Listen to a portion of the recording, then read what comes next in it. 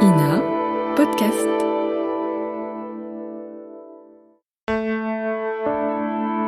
Ina Podcast.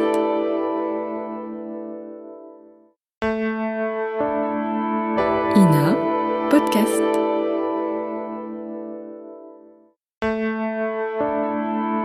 Ina Podcast.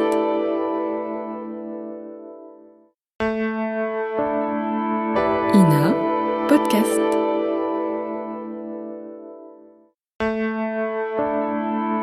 Ina Podcast.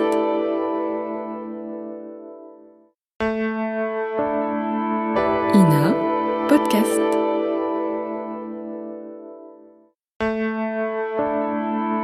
Ina Podcast.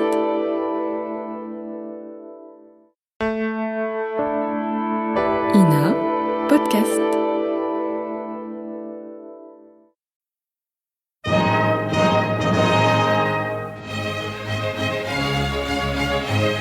Bon baiser de partout. Une émission secrète de...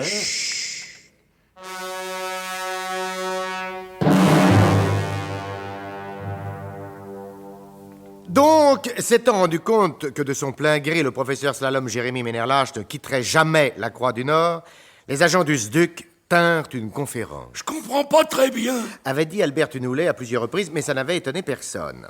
À l'issue de cette conférence, une décision fut prise. On verserait du soporifique dans le whisky du professeur. Ce qui fut dit, fut fait. Et à une heure avancée de la nuit, les trois conjurés se rendirent à la somptueuse villa occupée par l'énergumène, érotico-nucléaire, comme dit le colonel. Le révérend père Podmurge se signa plusieurs fois devant le spectacle qui s'offrait à leurs yeux. Les créatures de rêve entièrement dévêtues gisaient ça et là. Et sur le sofa où reposait le professeur... Je vous en prie, Dodo. Bon, bien, écoutez. En se signant, le révérend père Podmurge nous a fait signe de nous taire. Épargnez-nous, de grâce, vos trop lubriques descriptions, surtout à l'heure où nous passons. Ah, excusez-moi, José. Oui, je croyais bien faire. Bon, non, ben bon. Eh bien, mes enfants. Pardon, mon père. Oh, vous savez, depuis des mois que je vis ici avec le professeur, il m'a bien souvent été donné de contempler ce navrant spectacle. Seigneur, tu as voulu éprouver ton serviteur. Oh, c'est marrant, des trucs comme ça. Moi, j'aurais jamais imaginé. Tunoulet, Tunoulet, moins vous parlerez et mieux cela vaudra. Ce que j'en disais, monsieur Burnemauve, c'est histoire de causer. Oui, vous avez assez causé comme ça. Ah, mon Dieu, que le Seigneur prenne soin lui-même de toutes ces brebis égarées, moi j'y renonce. En attendant, emballez-moi le professeur.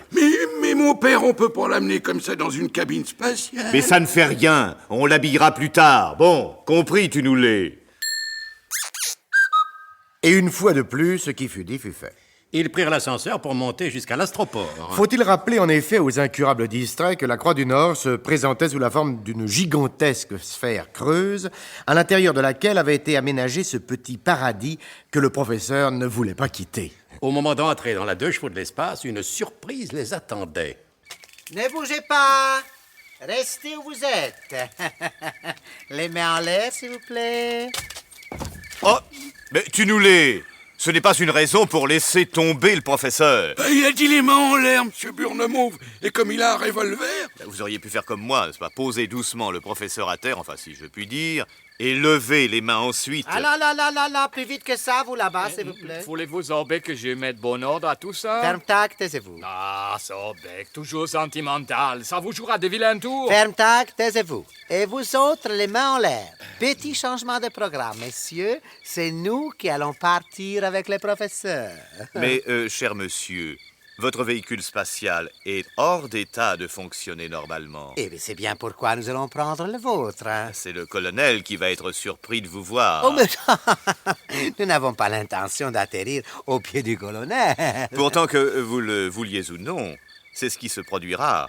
La 2 chevaux de l'espace à pilotage automatique revient automatiquement, comme son nom l'indique, à son point de départ. Ne l'écoutez pas, Zorbeck, il bluffe. Non, je ne bluffe pas le moins du monde.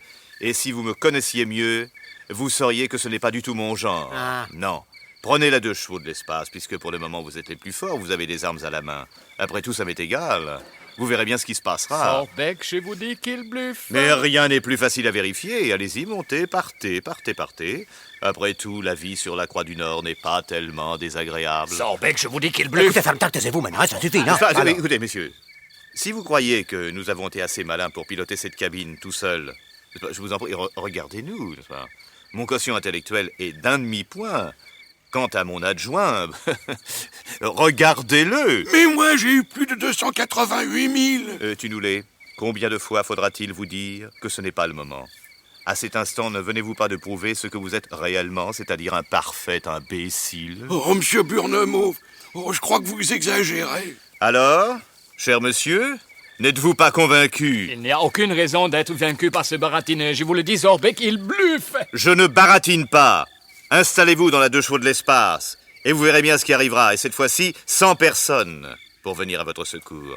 Car, messieurs, vous semblez l'oublier, mais nous vous avons sauvés, ce qui n'est pas évidemment ce que nous avons fait de mieux.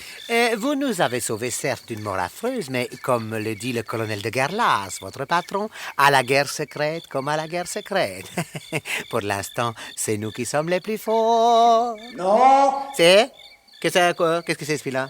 je suis le révérend père Paudemurge, immatriculé aux Ducs sous le sigle de Pierre II. Et devant Dieu qui me voit et me juge, je vous jure que j'ai la main sur le bouton qui commande l'ouverture des trappes. Si vous ne lâchez pas immédiatement ces armes à feu, j'ouvre les trappes.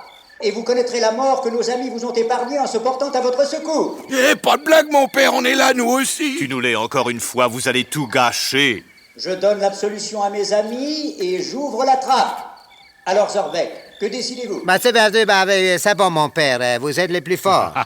Zorbeck, mais lui aussi, il bluffe. Jamais il ne sacrifierait ses amis. Du moment que je leur ai donné l'absolution... Mais c'est qui le ferait, la vache? Tunoulet. Ne vous en faites pas, monsieur Burnemauve, je joue les andouilles. Un rôle de composition, sans doute. Pitié, mon révérend père, pas la trappe, pas la trappe. Vous avez l'absolution avec indulgence plénière. Que craignez-vous? De mourir idiot, mon père. Ah, ça vous pend au nez d'un jour à l'autre. Zorbeck le Gras, pour la dernière fois, je vous demande de jeter vos armes. Pour moi, le compte à rebours est commencé. Adieu, Gédéon Burnemauve. Adieu, mon cher Tunoulet. Je commence à compter. Nous nous retrouverons plus tard dans un monde meilleur. Le colonel ne manquera certainement pas de faire graver vos noms dans la stèle réservée aux agents secrets morts en service commandé. Attention, je compte. 10, 9, 8, 7... Arrêtez, mon père, arrêtez. Enfin, il n'y a pas moyen de discuter gentiment. On ne discute pas avec les forces du mal. On les abat comme Saint-Georges a terrassé le dragon. Non, mais attention, à propos de dragon, ne faites pas le zouave, je vous en prie. Compte. J'en étais à 7. Oui, à 7. 6, à 6, 5... Non, mon révérend père, tenez, voilà, je jette mon arme. Voilà, vous avez vu, j'ai jeté mon arme, hein? Oui, mais Willem Fermtag a conservé la sienne. Fermtag, jetez votre arme. Mais Zorbeck, qu'est-ce que je... Taisez-vous, je vous dis où je ramasse mon revolver et je vous abats comme un chien. Zorbeck! Ça? J'obéis.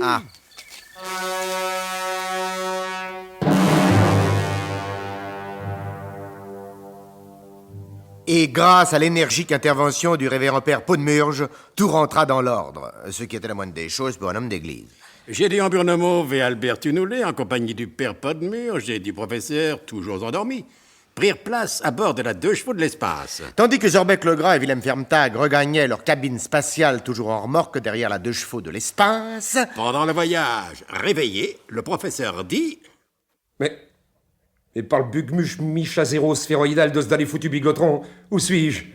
Il ne fut pas répondu à cette question, Albert Tunoulet s'étant contenté d'appliquer sur le crâne du professeur un assez violent coup de clé à molette.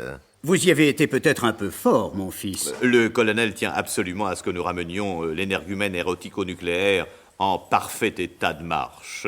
Une fois revenu sur Terre, le professeur sera-t-il toujours ce prodigieux savant que le monde entier nous envie? C'est certainement l'une des questions à laquelle il sera répondu dans les prochains épisodes de notre grand feuilleton de suspense spatio-temporel. À moins que les auteurs soient particulièrement paresseux, ce qui leur arrive parfois. C'était Bon baiser de partout. Une émission secrète de... Pierre Dac et Louis Rognoni.